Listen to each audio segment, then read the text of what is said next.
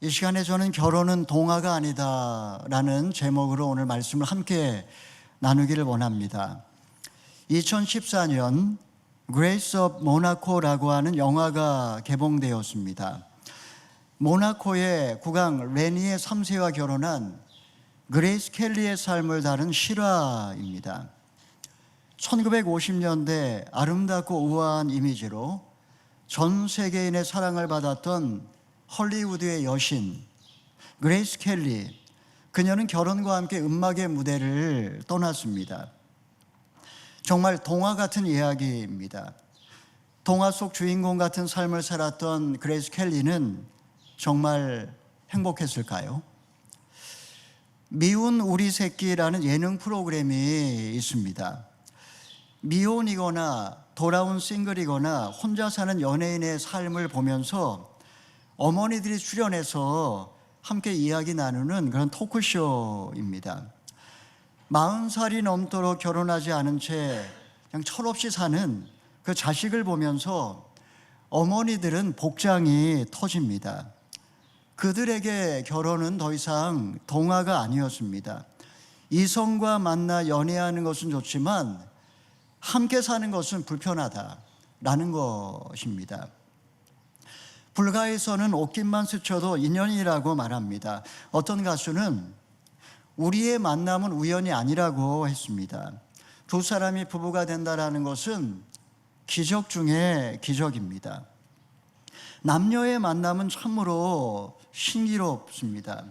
그 많은 사람 중에 왜 그들은 서로를 바라보게 되었을까요? 그 많은 곳 중에 왜 그들은 거기서 마주쳤을까요?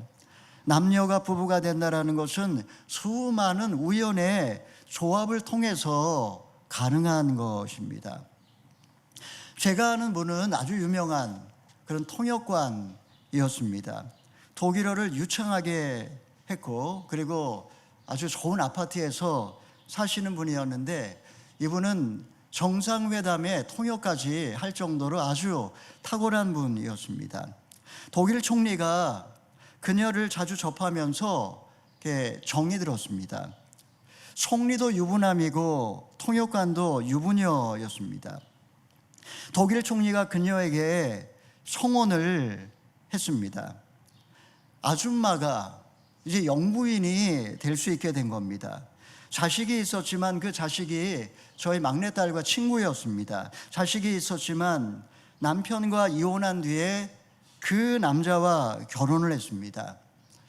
막장인지 동화인지 모르겠지만 두 사람의 결혼의 소식은 너무나 큰 충격이었습니다. 옛날에는 결혼하면 웬만해서는 그냥 참고 살았습니다. 요즘은 혼자 사는 사람도 많고 또 이혼하는 가정도 적지 않습니다. 뉴질랜드에서 유학한 학생들을 보면 서로 필요 때문에 동거를 하기도 합니다. 동성끼리 부부가 되어서 아기를 입양하는 일도 종종 있습니다. 내가 남자인지 여자인지 중성인지 본인이 결정할 수 있게 최근에 법이 통과가 되었습니다. 어떤 절대적인 기준이 사라지면서 오늘날 전통적인 그 가족의 어떤 그런 개념이 붕괴되어 가고 있습니다. 오늘날 사랑이라고 하는 이름으로 생겨나는 그 고통과 폭력의 원인이 무엇일까요? 비극적인 애증의 관계에서 비롯된 이 불행들이 끊임없이 일어나고 있습니다. 여성에 대한 남성의 억압과 지배는 어디에서부터 시작된 것일까요?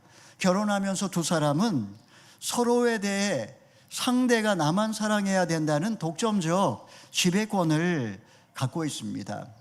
그때부터 사랑과 전쟁이 시작되고 자녀들은 상처를 받게 되는 것입니다. 이 시간에 우리는 본문 말씀을 통해서 다원화된 이 세상 속에서 행복한 가정을 이루는 비결이 무엇일까? 그것에 관해서 함께 말씀을 나누어 보고자 합니다. 첫째는 비겁한 남자들입니다. 우리 1절의 말씀을 읽어보겠습니다. 시작.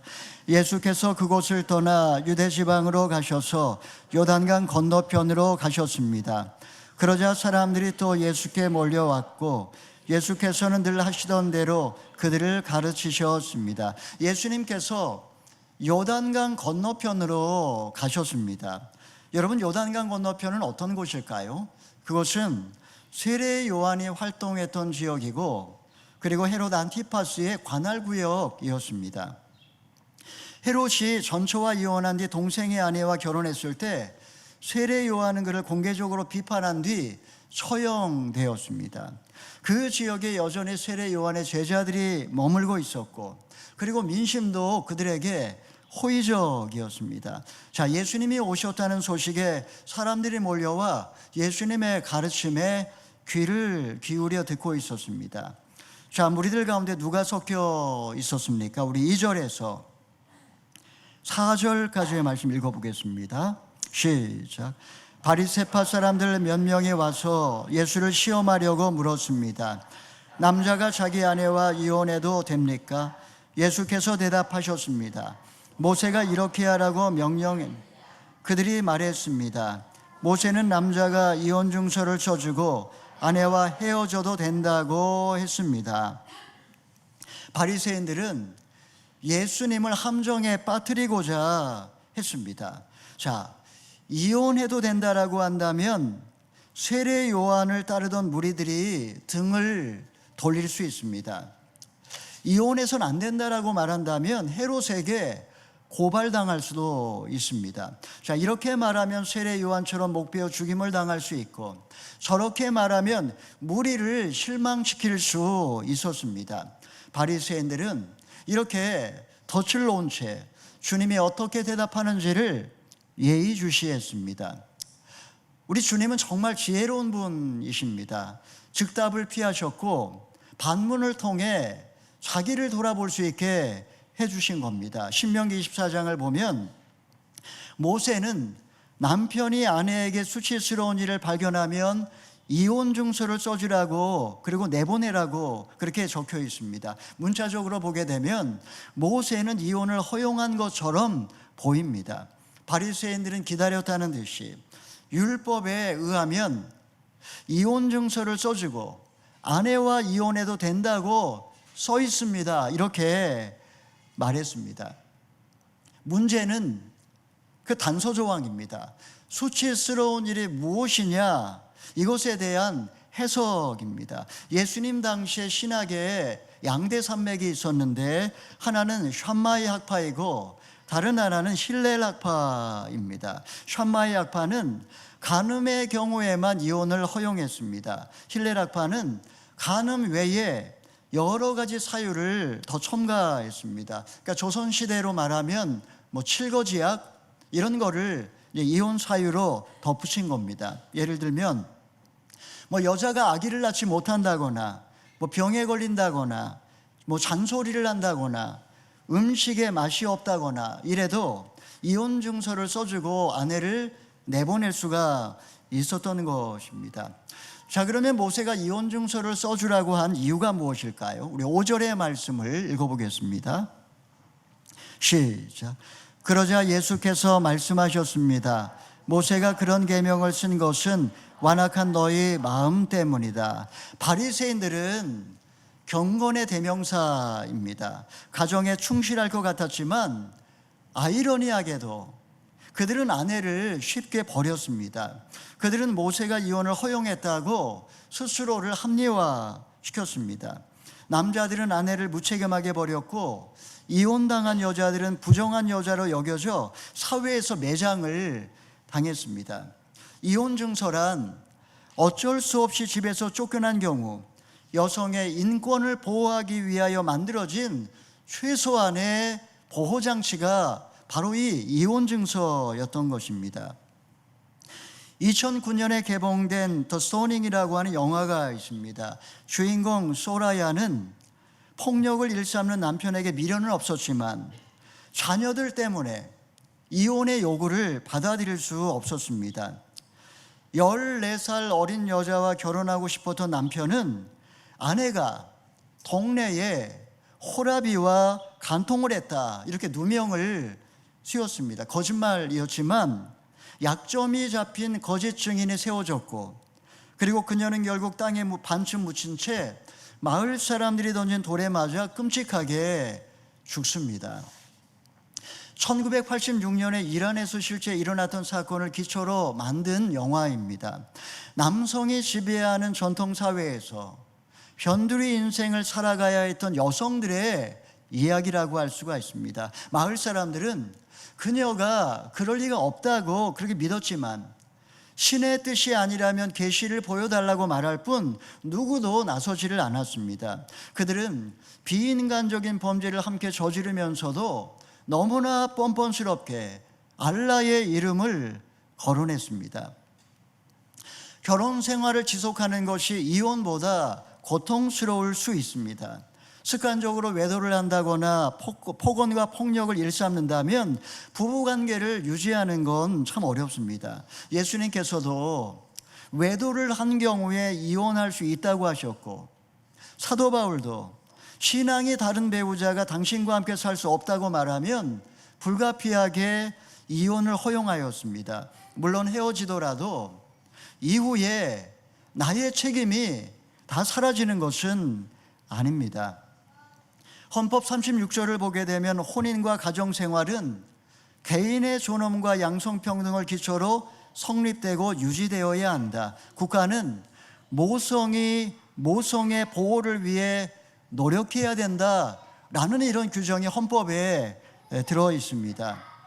부부가 이혼하게 되면 사실 남자들은 재혼해서 잘 살지만 여자들은 사회적 약자로 전락해서 자녀 양육의 책임을 홀로 감당하며 힘들게 사는 경우가 지금도 있습니다. 2000년 전 그때는 얼마나 심각했겠습니까?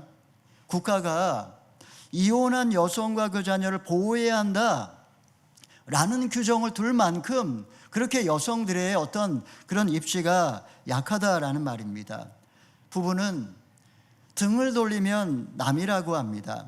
점 하나에 님이 남이 된다라는 유행가도 있지 않습니까? 님은 남이 되더라도 이혼 이후의 책임은 다해야 합니다. 이혼을 하면서 재산은 나누지 않고 양육비도 주지 않는 이런 무책임한 그런 남자들이 많습니다.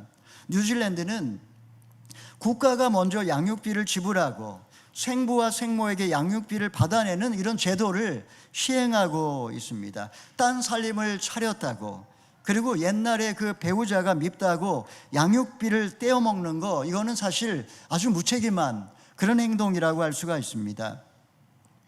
한국인들은 이혼에 대하여 아주 여전히 편견이 강합니다. 집안의 수치요, 불명예라고 생각을 합니다. 이혼을 하게 되면 양육비는 고사하고 할아버지, 할머니, 삼촌들이 앞장서서 생부와 생모를 나쁜 인간이라고 욕을 하고 아예 못 만나게 하는 일들도 있습니다. 외도와 폭행과 폭언이 개선될 가망이 없고 함께 사는 것이 모두에게 불행이라면 헤어질 수는 있지만 그러나 부모와 자식의 관계를 끊을 수는 없는 법입니다. 여러분, 다원화된 오늘날 이 사회에서 다양한 가족 형태가 오늘날 존재하고 있습니다.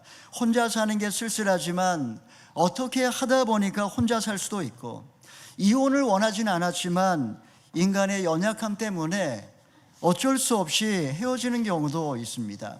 사랑하는 아내와 남편을 먼저 떠나보낸 분도 있고, 패자 부활전을 통해서 재혼하신 가정도 있습니다. 우리가 조금 더 열린 마음으로 그렇게 서로를 바라보면 좋겠습니다. 자, 이혼은 인간의 죄악과 인권 보호를 위해 특별한 경우에 한해 어쩔 수 없이 허용한 것이긴 하지만 본래 그것이 하나님의 계획은 아니었습니다. 둘째는 결혼의 본질이 무엇이냐 하는 겁니다. 우리 6절에서 9절까지의 말씀 읽어보겠습니다. 시작. 그러나 하나님께서 세상을 창조하실 때 사람을 남자와 여자로 만드셨다. 그러므로 남자가 자기 부모를 떠나 아내와 더불어 둘이 한 몸이 될 것이다. 따라서 그들이 이제 둘이 아니라 한 몸이다. 그러므로 하나님께서 짝지어 주신 것을 사람이 갈라놓아서는 안 된다. 예수님은 결혼의 주관자가 하나님이심을 분명히 밝히십니다. 결혼은 뭐 감정이나 뭐 조건이나 이런 걸 따라서 내가 하는 게 아닙니다. 하나님이 아담을 보시고 보라 얼마나 좋으냐 감탄하신 것처럼 아담의 갈비뼈로 하와를 창조하신 다음에 아담에게 선물로 주셨습니다. 내 뼈 중에 뼈요 내 살 중에 살이로다. 결혼식은 두 사람이 한 몸을 이루어 다시 태어나는 날이기 때문에 사실 결혼식, 그 결혼 기념일이야말로 진정한 나의 생일이다 라고 할 수가 있습니다. 뱀이 여자를 유혹했을 때 여자는 남자에게 먹다 남은 선악과를 주었습니다. 두 사람은 두려워서 나무 뒤에 숨었습니다. 하나님이 찾아와서 아담아 내가 어디 있느냐 묻자 남자는 비겁하게 책임을 전가합니다. 당신이 내게 주셔서 나와 함께하게 하신 저 여자가 내게 주므로 내가 먹었나이다. 더 이상 두 사람은 한 몸이 아니었습니다. 저 여자가 된 겁니다. 이것이 타락한 인간의 완악함이요 인간의 비겁함이라고 할 수 있습니다. 두 사람이 연합한다라는 말의 원어는 풀로 붙인다 이런 뜻을 갖고 있습니다. 배우자는 한 집에 사는 동거인이 아닙니다. 풀로 붙어있는 한 몸입니다. 이혼이란 한 집에 사는 동거인과 헤어지는 게 아닙니다. 풀로 붙어있는 두 사람을 잡아 뜯는 겁니다. 승자가 있고 패자가 있는 게 아닙니다. 두 사람 모두 다 상처투성이가 되고 맙니다. 하나님은 절대로 갈라서지 말라고, 하나님이 짝지어 주신 것을 사람이 갈라놓아서는 안 된다 이렇게 당부하고 계십니다.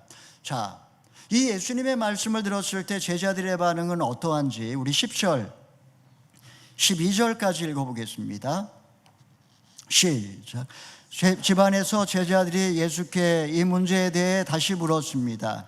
예수께서 대답하셨습니다.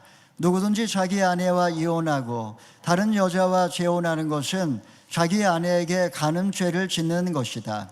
또 그 아내가 자기 남편과 이혼하고 다른 남자와 재혼하는 것도 간음죄를 짓는 것이다. 제자들도 유대인입니다. 머리부터 발끝까지 가부장적인 사고방식에 젖어 있었습니다. 예수님의 말씀을 들으니 이혼 증서를 주 아내를 버릴 수 없다면 아내가 싫어도 데리고 살아야 된다는 말인가 이런 생각을 한 겁니다.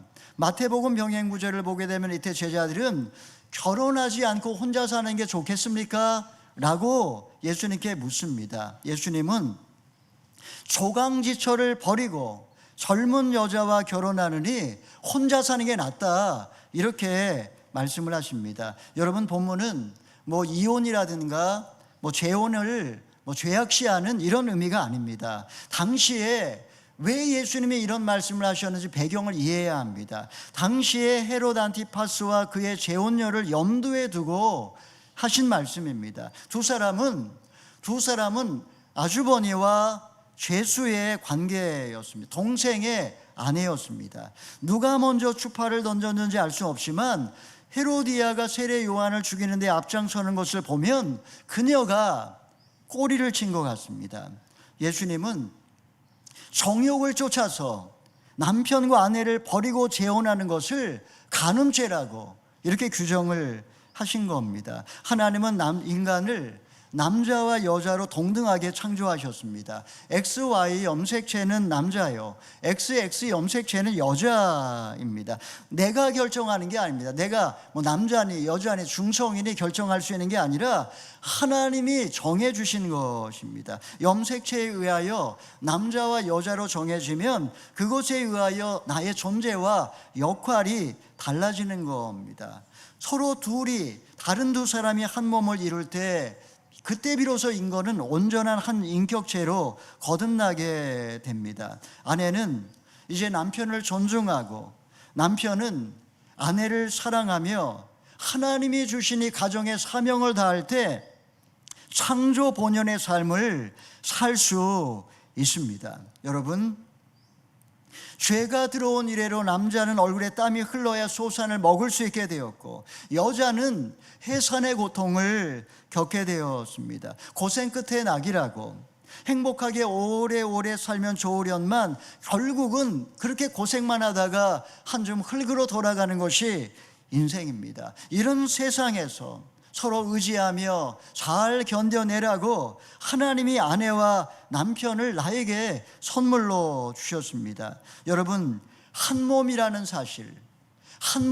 사실을 잊지 마시고 서로 존중해주고 사랑하며 아끼며 하나님이 주신 사명을 함께 잘 감당하실 수 있기를 바랍니다. 셋째로, 자녀에게 상처를 물려주지 말라. 우리 13절, 14절의 말씀 읽어보겠습니다. 시작. 사람들이 어린아이들을 예수께 데리고 와 어루만져 주시기를 원했습니다. 그러나 제자들이 그들을 꾸짖었습니다. 예수께서 이것을 보시고 노하시며 제자들에게 말씀하셨습니다. 어린아이들이 내게 오는 것을 허락하고 막지 마라. 하나님 나라는 이런 아이들과 같은 사람의 것이다. 사람들이 아이들을 예수님께 데려와서 안수해 달라고 그렇게 청했습니다. 예수님이 말씀을 전할 때 어린아이들은 떠들고 그리고 막 돌아다니고 집회를 방해할 수도 있습니다. 제자들이 볼 때 아이들은 거치적거리는 존재다, 이렇게 생각을 했습니다. 이것이 그 당시에 유대인들의 일반적인 생각이었습니다. 아이들을 인격체로 그렇게 생각하지 않았습니다. 아버지는 자녀를 매질했고 또 돈을 주고 사고 팔기도 했습니다. 특별히 여자아이들의 인권이라는 것은 존재 자체가 없었습니다. 예수님이 제자들에게 화를 내시며 꾸짖는 장면은 사실 성경에서 거의 찾아보기 어려운 대목입니다. 제자들이 어린아이를 무시하고 막 이렇게 야단치는 이런 모습을 보고 주님은 굉장히 화를 내신 겁니다. 2년 전에 뉴질랜드에서 여행용 가방 속에 두 구의 어린이 시신이 발견되어 큰 충격을 주었습니다. 40대 초반의 여성이 체포되었습니다. 한때 그녀는 교회에 출석했지만 남편이 죽은 후에 깊은 우울증을 앓으며 커튼을 친 채 자기 세계에 갇혀 살았습니다. 어떤 연유인지는 알 수는 없지만 그녀는 두 자녀를 죽였고 한국으로 가서 숨어 살았습니다. 자식을 하나의 인격체로 그렇게 보지 않고 나의 소유물이라고 생각했기 때문에 이런 끔찍한 그런 사건이 일어나고 만 것입니다. 예수님은 아무리 그 사람이 어린 아이일지라도 하나님의 형상으로 보지 않고 하찮게 여기고 무시하는 것에 대하여 분노하십니다. 나이나 외모나 성별이나 배경이나 학식이나 장애나 가문이나 지위나 이런 걸 보고 사람의 가치를 평가하는 것에 대하여 주님은 책망하십니다. 하나님의 형상대로 지음받은 인간은 그 자체로 존엄한 존재입니다. 예수님께서 이 땅에 오셔서 사회적인 약자를 돌보시고 그들을 회복시켜 주신 그 이유가 여기에 있는 것입니다. 누구라도 모두 다, 인간은 다 하나님 앞에 존귀한 소중한 보석 같은 존재이기 때문입니다. 마지막으로 예수님은 제자들이 이 땅의 사회적 약자를 어떠한 마음 자세로 대해야 하는지 가르쳐 주십니다. 우리 15절, 16절의 말씀 읽어보겠습니다. 시작. 내가 너희에게 진실로 말한다. 누구든지 어린아이와 같이 하나님 나라를 받아들이지 않는 사람은 결코 그곳에 들어가지 못할 것이다. 그리고 어린아이들을 꼭 껴안아 주시며 손을 얹으시고 축복해 주셨습니다. 예수님이 어린아이를 축복하는 장면입니다. 어린아이는 하나님의 말씀을 들을 때에 의심 없이 받아들입니다. 색안경을 끼고 거짓말이라고 하면서 그렇게 믿을까 말까 아이들은 절대 망설이지 않습니다. 저도 저희 누님이 교회 나가는 거 저희 아버지에게 막 고자질하고 초등학교 때 그렇게 했지만, 근데 제가 처음 초등학교 때 교회 나가는 날 전도사님이 하신 말씀을 다 믿었습니다. 다 믿어줬습니다. 이게 어린아이인 거죠. 찬양을 부르면 박수를 치고 뜨겁게 따라 부르고, 앞에 나와서 율동을 하면 또 다 같이 율동을 합니다. 어린아이들은 창조를 믿고 십자가와 부활도 믿고 예수님을 그리스도로 믿습니다. 주님은 이렇게 순수한 마음으로 복음을 받아들이는 자가 바로 그들이야말로 천국에 들어갈 거라고 그렇게 말씀을 하십니다. 어린아이는 순수합니다. 그렇기 때문에 부모가 싸움을 하면 자녀들은 부모 책임이라고 이야기하지 않고 자기 책임이라고 생각을 하고 자책감을 갖습니다. 부모가 이혼을 하면 자녀들은 충격을 받고 불안해하고 슬퍼하고 우울해합니다. 만약에 그 이혼의 사유가 외도라고 한다면 이 아이들이 청소년기가 될 때 그 문제를 제공한 부모에 대하여 분노합니다. 성인이 되었을 때는 이혼 가정이라고 하는 시선을 의식하며 내가 결혼해 정상적인 가정을 이룰 수 있을까, 이런 자신감을 잃어버리는 경향이 있습니다. 부모의 잘못으로 아이에게 상처를 주어서는 안 됩니다. 나의 행복도 중요하지만 부모는 자녀의 행복을 지켜줘야 할 책임이 있습니다. 이혼 자체가 상처와 불안, 경제적인 어려움을 초래합니다. 아이들에게 상처를 물려주고 싶지 않아서 이혼하지 못하고 참고 사는 그런 분들도 많습니다. 더 이상 멍들고 싶지 않아서, 더 이상 견딜 수 없어서 이혼을 선택했다 할지라도 하나님은 우리가 여전히 행복하게 살길 원하고 또 부모로서 자녀에게 책임을 다하기를 주님은 기대하십니다. 여러분, 아이들은 부모가 다시 행복하게 산다면 세상은 밝고 행복한 곳이고 살만한 곳이라고 믿습니다. 이혼한 가정의 그 자녀다, 이혼한 가정의 자녀라는 프레임을 갖고 그렇게 바라보지 않으셨으면 좋겠습니다. 부모는 연약해서 어쩔 수 없이 헤어졌지만 자녀들이 하나님을 만나고 또 하나님을 경험하게 되면 얼마든지 하나님 안에서 행복하게 살 수 있습니다. 무엇보다도 생부나 생모와 지속적으로 관계를 맺어 줄 수 있도록 그렇게 해주는 것도 어른이 되었을 때 부모를 이해할 수 있도록 해주는 그런 하나의 길이라는 사실 여러분 잊지 마십시오. 말씀을 정리하겠습니다. 그 두 사람은 오래오래 행복하게 잘 살았습니다. 우리가 흔히 아는 동화의 엔딩 구절입니다. 사춘기 소녀는 종종 백마탄 왕자가 나타나기를 상상합니다. 나만 사랑해주는 남자와의 그 결혼이라면 무한한 행복을 누릴 수 있을 거라고 그렇게 환상에 사로잡힙니다. 정말 그런 동화 같은 이야기가 존재할까요? 동화는 그냥 동화일 뿐입니다. 사랑은 낭만이나 동화나 환상 속에 존재하지 않습니다. 결혼은 동화가 아닙니다. 성격이 다르고 배경이 다른 두 사람이 함께 사는 게 쉬운 일일까요? 삶의 자리에서 치열한 갈등과 고민과 싸움을 극복하고 하나씩 이루어가는 것이 진정한 사랑입니다. 행복은 저절로 주어지지 않습니다. 그것은 사랑과 희생을 통해 두 사람이 함께 노력하며 만들어가는 것입니다. 차이점을 인정하고 상대방을 존중하며 함께 꿈을 바라보며 견디는 것이 결혼입니다. 설교의 서두에서 저는 모나코의 왕과 결혼했던 영화배우 그레이스 켈리에 대해서 이야기했습니다. 동화 속 주인공 같은 삶을 살았던 그레이스 켈리는 행복했을까요? 그녀는 답답한 왕실 생활에 서서히 지쳐가면서 갈등합니다. 켈리는 이혼하고 헐리우드 영화계로 복귀할 것이냐, 아니면 모나코 왕비로 남아 자신에게 주어진 엄청난 책임을 감당할 것이냐, 깊은 고민에 빠집니다. 그때 켈리의 정신적인 지주였고 영적인 멘토였던 한 신부가 이렇게 말합니다. 사랑에는 책임이 따릅니다. 결국 환상 속의 동화 세계를 깨트리고 현실 세상으로 과감하게 뛰쳐나옵니다. 프랑스의 침공 위협 앞에 그녀는 마지막 한 수를 던집니다.